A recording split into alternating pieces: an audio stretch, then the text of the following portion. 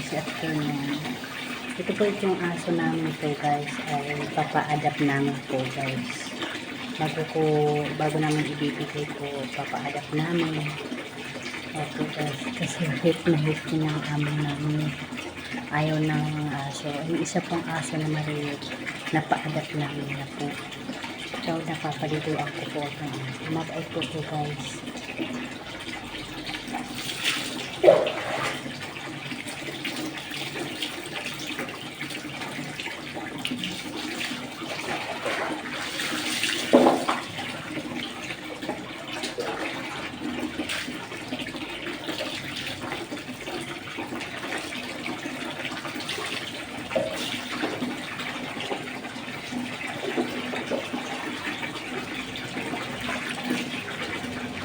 Nakapagpil ako guys.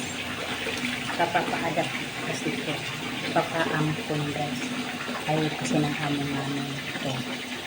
Si Tommy po to guys. Galit na galit kasi ng amo namin. Mayaman lang siya. Inimigay ang ako.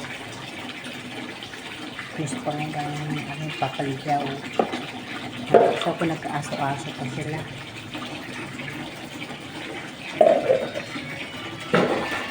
Ay!